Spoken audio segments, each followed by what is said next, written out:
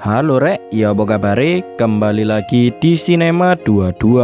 Di video kali ini kita bakalan membahas alur cerita film bertemakan pembunuh bayaran, yaitu berjudul Hitman 2024. Film ini berbeda dengan pembunuh bayaran botak yang sudah kita kenal. Kali ini berbeda karena tokoh utama kita adalah seorang dosen yang biasa-biasa saja. Namun siapa sangka di balik itu semua ia adalah seorang pembunuh bayaran yang paling ditakuti.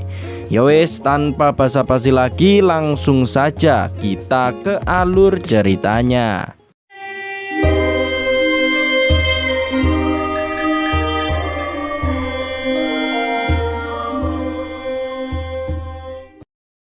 Kisah akan berfokus kepada seorang pria paruh baya bernama Gary yang merupakan seorang dosen psikolog dan filsafat di salah satu universitas Amerika.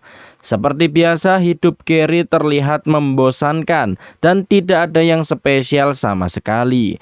Pulang mengajar, ia bersih-bersih rumah, memberi makan hewan peliharaannya, dan juga memperbaiki radionya yang rusak. Namun meski begitu, Gary senang dengan hidupnya yang seperti itu. Tapi ternyata di balik itu semua, Gary bekerja sampingan membantu polisi menangani sebuah kasus pembunuh bayaran. Suatu hari, Gary mendapat panggilan tugas. Namun orang yang bertugas berpura-pura menjadi pembunuh bayaran tak bisa datang, sehingga Gary mendapatkan promosi dadakan menjadi pembunuh bayaran. Awalnya Gary tak mau karena jika mengambil posisi tersebut sangatlah berbahaya dan bisa membahayakan nyawanya. Namun ia terus dipaksa oleh rekannya sehingga Gary pun tak bisa menolaknya. Gary kemudian menghampiri rekannya yang bernama Jasper karena seharusnya dialah yang menjalankan posisi tersebut. Namun karena ada masalah, ia harus diskors selama beberapa hari. Gary kemudian meminta peralatan yang digunakan oleh Jasper dan meminta beberapa saran agar samarannya terlihat bagus. Jasper pun meminta Gary untuk tetap santai dan bersikap layaknya seseorang yang paling ditakuti. You can't show any weakness. I just feel like there's better candidates. Yeah. See how everyone around here does without me. So, Claude, Setelah mendapatkan saran tersebut, Gary segera menemui kliennya yang berada di warung bebek Carok. Gary pada akhirnya bertemu dengan klien pertamanya, sebut saja Joko. Meskipun itu adalah pertama kalinya bagi Gary, ternyata Gary melakukannya dengan baik. Gary awalnya yang terlihat cupu menjadi lebih sangar dan terlihat seperti pembunuh bayaran asli. Joko menyewa jasa Gary untuk menghabisi rekan kerjanya yang sangat menjengkelkan. Namun meskipun permintaan Joko sudah jelas, Gary masih terus mengorek informasi dari Joko sebagai bukti jika ia bersalah karena ingin menghabisi nyawa seseorang. What you think about the minute it accounted for? and never. Fact. Am I the right guy to eliminate your problem? Setelah berbincang cukup lama, Gary akhirnya mendapat rekaman Joko secara jelas dan membuktikan jika dirinya bersalah karena ingin menghabisi nyawa rekannya. Setelah itu, Gary pun pergi meninggalkan warung setelah diberi uang DP atas jasanya. Dan tak lama kemudian, banyak polisi langsung datang menangkap Joko, membuat dirinya kebingungan hingga akhirnya ia sadar jika Gary adalah polisi yang sedang menyamar. Berhasilnya Gary di aksi pertamanya membuat kedua rekannya senang dan juga takjub karena Gary yang dikenal sebagai pria biasa-biasa saja dan culun bisa mengarang dengan sangat detail layaknya seorang pembunuh bayaran asli, dan hal itu bisa mempermudah pekerjaan mereka untuk menangkap banyak kriminal yang ingin menghabisi nyawa seseorang. Selain itu, pendapatan dari ia menyamar cukup besar karena ia mendapat bayaran dari polisi sekaligus uang dari kliennya ia simpan meskipun kliennya sudah tertangkap. Kembali ke Gary yang kembali ke kehidupan awalnya. Beberapa hari kemudian, Gary kembali mendapatkan klien untuk menyewa jasanya. Namun sebelum bertindak, kali ini Gary mencari tahu informasi dari kliennya dengan melacak informasi pribadi milik kliennya melalui media sosial. Dan hal itu ia lakukan agar ia bisa menyesuaikan kepribadian yang sesuai untuk kliennya. Setelah mendapat informasi yang cukup, Gary akhirnya menemui kliennya dan tak butuh waktu lama, Gary berhasil menangkap kriminal lagi dengan sangat mudah dengan aktingnya yang sangat menjiwai. Sadar jika wajahnya akan dikenal banyak orang, Gary pun mulai belajar make up dan mempelajari tentang outfit agar ia bisa menyesuaikan dengan kliennya selanjutnya dan bisa terlihat sebagai pembunuh bayaran asli tanpa dicurigai sama sekali. Pekerjaan Gary tetap berlanjut, yang kali ini emak-emak sultan yang ingin menghabisi saudaranya karena mengambil warisan rumah yang sangat besar. Kali ini Gary mematok harga lebih mahal karena kliennya yang kaya, dan setelah mendapatkan uangnya, emak-emak tersebut pun akhirnya berhasil ditangkap. Misi penyamaran masih berlanjut, yang kali ini ia mendapatkan seorang klien yang merupakan rapper, dan tak butuh lama si rapper pun berhasil ditangkap. So I'm out of town, so all you gotta do.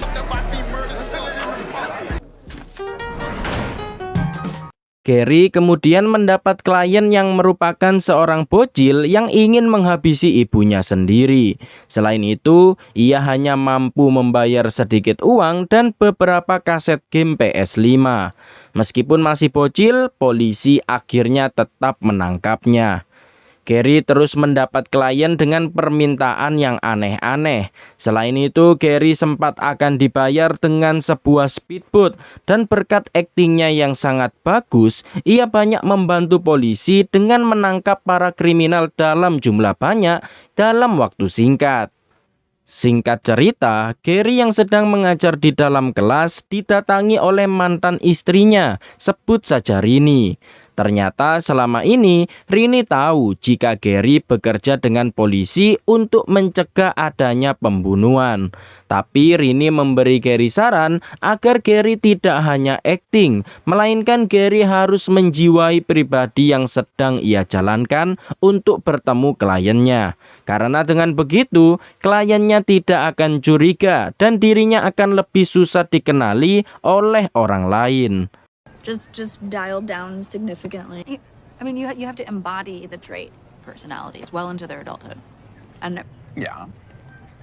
Within our Setelah itu, Jasper yang sudah menyelesaikan masa skorsnya meminta kepada atasannya agar Jasper bisa kembali ke pekerjaan lamanya sebagai pembunuh bayaran.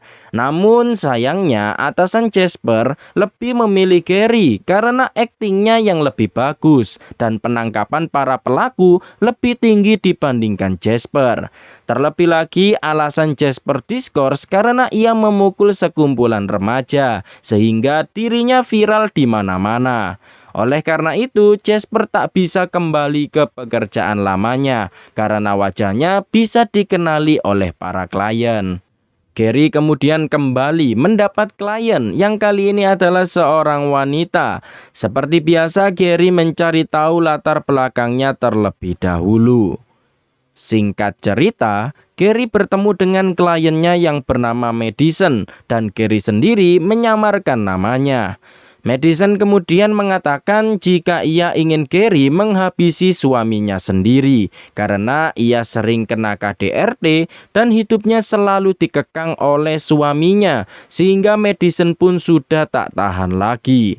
Namun ternyata Gary suka kepada Madison pada pandangan pertama, sehingga Gary malah menasehati Madison bukannya mencari bukti agar Madison ditangkap. so what do you do? No, sir. But we're Do you know someone who's lost a child? Do I look like a cat person? Pada akhirnya Gary tak mendapatkan bukti apapun dan Madison pergi dari kafe. Akibat hal tersebut, teman-teman Gary kebingungan karena Gary tidak mencari bukti dan membiarkan kliennya pergi.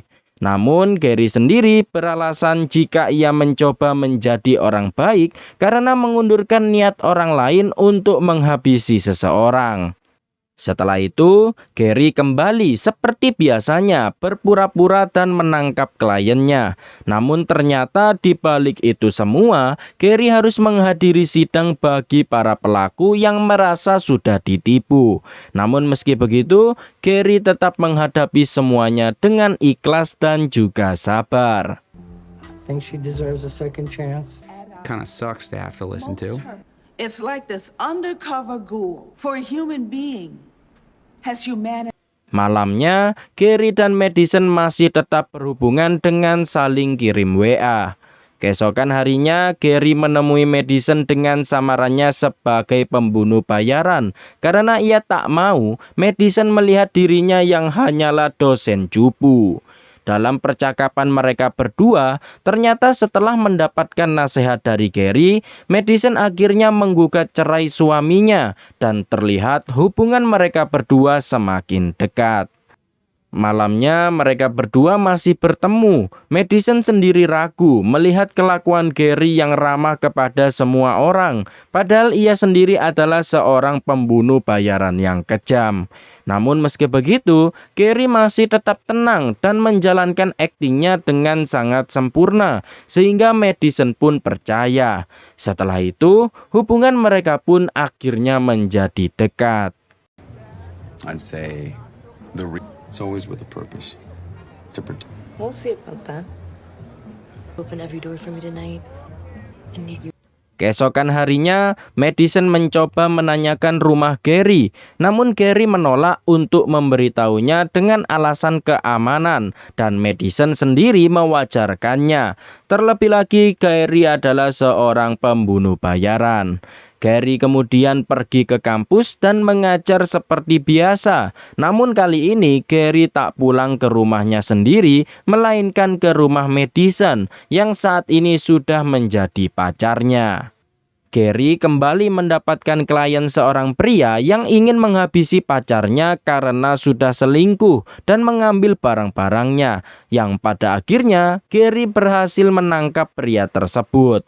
Namun masalah Gary belum selesai karena ia harus menghadiri sidang kliennya yang tak terima jika sudah ditipu. Namun Gary tetap berusaha menjelaskan secara singkat kepada hakim jika ia hanya menjalankan tugas membantu polisi menangkap kriminal. My job is to meet the client. My client has found himself in compromising circumstances. There was nothing sudden. As opposed to attempted, premeditated. Keesokan harinya, Gary sempat dibuat panik karena Madison yang mempunyai pistol, sehingga Gary mengamankan pistol tersebut. Gary kemudian menemani Madison untuk latihan menembak, padahal ia sendiri juga tak seberapa jago menggunakan pistol. Malamnya saat mereka berdua dari diskotik, ternyata suami Madison bernama Ray juga ada di sana, melihat istrinya berduaan dengan pria lain. Ray sangat marah dan memaki-maki Madison, hingga akhirnya Ray menentang Gary bertarung. Namun Gary tak mau ribet, langsung menodongkan pistol sehingga Ray tak bisa apa-apa. You both fucking deserve each other. Hey, come on, dude. Get the fuck shit. Apologize, motherfucker. Wait, keep it what, Natty? No, you tell me. Mereka berdua kemudian makan malam dan Gary sempat khawatir karena takutnya Madison belum cerai. Namun Madison menenangkan Gary jika ia sudah bercerai dengan suaminya. Lalu tak lama kemudian mereka tak sengaja bertemu dengan Jasper. Tapi Jasper terlihat tidak ingat dengan Madison dan ia hanya merasa jika pernah bertemu dengannya. Tentu saja hal itu membuat Gary panik karena ia ketahuan keluar bersama dengan kliennya yang seharusnya ia tangkap. Tapi meski begitu, Jasper terlihat tidak mempermasalahkannya, sedangkan Gary sendiri terlihat sedikit panik. Keesokan harinya, Gary mendapatkan klien yang ternyata kliennya adalah Ray yang ingin menghabisi istrinya sendiri karena sudah mempunyai cowok baru, sedangkan ia sendiri digugat cerai. Mendengar hal itu, tentu saja Gary langsung menunjukkan mukanya sehingga Ray pun panik dan segera kabur ketika mengetahui pacar baru istrinya adalah seorang pembunuh bayaran. Setelah itu, Gary langsung mengabari Madison dan Jasper juga menghampiri Gary karena kinerja Gary yang mulai ceroboh. Selain itu, Gary mencoba menjelaskan tentang malam di saat mereka bertemu, tapi nampaknya Jasper sama sekali tidak mempermasalahkannya. Gary kemudian mengajak Madison untuk segera pergi karena takutnya akan timbul masalah. Namun karena Ray sudah mengetahui pekerjaan Gary, maka Madison tak khawatir karena ia yakin jika Gary akan melindunginya. Keesokan harinya, Gary mendapat kabar jika Ray ditemukan tewas dan kemungkinan besar pelakunya adalah Madison yang sebelumnya ingin menghabisi suaminya sendiri. Kematian Ray diyakini karena perdagangan narkoboy yang membuat Gary panik karena ia sudah berurusan dengan orang yang salah. Selain itu, polisi mengetahui kejadian Ray yang ditodong oleh Gary, sehingga polisi yang masih belum tahu identitas si penodong berniat mencarinya, sehingga Gary pun semakin panik. Maybe it's a new, boy. When I was researching her, a guy seemed like he had. So what happened? Where? Body, they know about the body? No, I haven't had. Gary dan Jasper kemudian datang ke diskotik untuk mencari petunjuk. Namun sayangnya mereka tak menemukan apa-apa. Tapi Jasper sendiri yakin jika ia akan menemukan sesuatu yang menarik dari kasus kematian Ray. Sehingga Gary yang juga ada di sana kebingungan dan juga sedikit panik. Gary kemudian datang ke rumah Madison untuk menanyakan kematian Ray. Namun Madison sudah tahu dan ia bingung karena Gary sudah mengetahuinya. Namun Gary sendiri pintar mencari alasan sehingga Madison pun percaya. Karena kematian Ray, Madison sangat ketakutan hingga akhirnya Madison pun mengaku jika ia sudah menghabisi Ray sendiri karena sebelumnya Ray berniat untuk menghabisinya menggunakan pistol. Hal itu membuat Gary sangat panik dan mengaku jika ia adalah pembunuh bayaran palsu dan ia hanyalah dosen yang bekerja sama dengan polisi. Membuat Madison kecewa karena Gary selama ini sudah membohonginya. Meskipun Gary mencoba menjelaskan semuanya, namun Madison masih tak mempercayainya. Tak lama kemudian, Gary disuruh ke kantor karena ada perkembangan tentang kasus tewasnya Ray. That's why I didn't. I might have walked in as Ron, but I left. Hey, how's it going, Claude?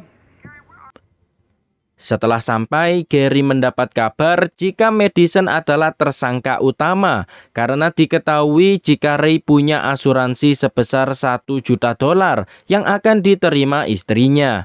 Oleh karena itu mereka yakin jika Madison menghabisi Ray demi uang asuransi. Gary juga mengaku jika ia sempat bertemu dengan Madison yang terlihat sudah happy setelah ia menasehatinya. Setelah itu, Jasper menyarankan agar Gary menyamar untuk menemui Madison agar ia bisa mencari informasi darinya. You think she could be involved in his murder?